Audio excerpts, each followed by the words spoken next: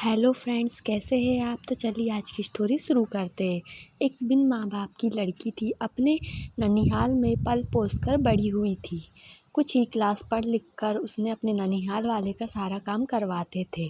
कभी कभी सब्जी लेने बाजार जाती रहती। एक दिन उसके लड़की से कई रुपए गिर गए। वह लड़की घबरा गई। कई सब्जी वालों से कहने लगी कि आप सब्जी उधार दे दीजिए, मैं दे दूंगी, 2-4 दिन में आपको पैसे वापस दे दूंगी। लेकिन कोई सब्जी वाला उधार देने को तैयार नहीं था।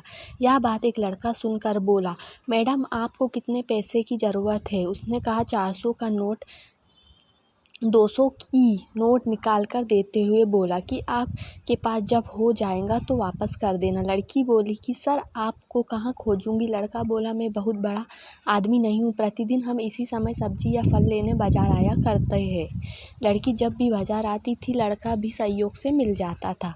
लड़की मिलकर बहुत शर्मिंदगी महसूस करती थी। लड़का भी कुछ नहीं कहता था। जब एक हफ्ता हो गया तो लड़की पूरी बात बताई कि सर मैं अपने नाना नानी के पास रहती हूँ, सब्जी में से रोज़ कुछ पैसे बचाती तो वही इकट्ठा करके दे दूँगी। लड़का बोला कि हमें आपसे कोई पैसे नहीं चाहिए, अगर आप कभी भी ज़रूरत पड़े तो हम आपकी मदद और कर देंगे। उस दिन से वह लड़की जब देखती थी तो सर नमस्ते कहती थी।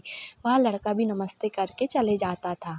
लेकिन उस लड़के से वह मिलकर बहुत खुश होती थी। लड़का भी उस लड़की से मिलने के बहाने आया करता था। कभी कभी लड़की के नाना नानी आए दिन उसे ताना मारते थे कि जवान हो गई, ये मर भी नहीं गई, अब तो शादी का सारा खर्च हम लोग को ही उठाना पड़ेगा।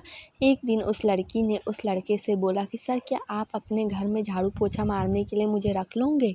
हम अब अपने नाना नानी के घर घुटन महसूस करते। लड़का हंसते हुए बोला कि ठीक है, हमको अपने मम्मी पापा से पूछ लेने दीजिए। सहयोग देखिए, वह एक ज़रूरी काम से बाहर चला गया।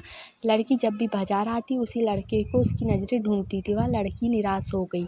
किसी ने शिकायत भी कर दी, सब्जी लेने के बहाने किसी लड़के से मिलती है। अब रोज़ उसे घर में प्रताड़ित करने लगे थे। लड़की उपकर मन में सोच ली कि आज अगर वह लड़का नहीं मिला तो आत्महत्या कर लूँगी। अजीब संयोग देखिए, उस दिन वह लड़का तब तक दिखाई दे दिया। लड़की उस लड़के को देखकर अपने आंसुओं को रोक ना सकी और नम आंखों से बोली कि सर आप कहाँ चले गए थे। लड़की की नम आंखों को देख लड़का बोला कि आपसे एक बात बोलूं, आप नाराज़ तो नहीं होंगी। लड़की कहीं कि सर बोली है। लड़का बोला कि क्या आप मुझसे शादी करोगी। कोई दबाव नहीं है। यह सुन लड़की फफक कर रोने लगी। लड़का हाथ को बढ़ाते हुए गले लगा लिया। वह खुद अपनी आंसुओं को रोक ना सकी।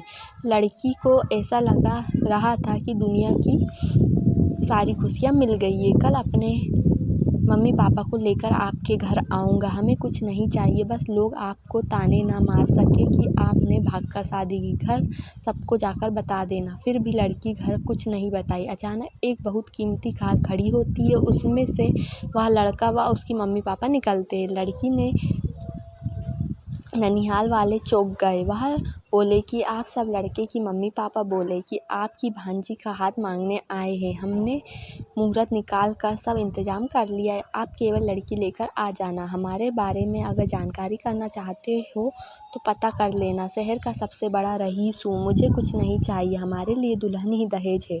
लड़के के मम्मी पापा अपने सारे खर्च से बड़ी धूमधाम से विवाह करते हैं। वह लड़की ससुराल पहुंचकर घर में अपने सास ससुर के मरते वक्त तक बहुत सेवा व देखभाल करती है।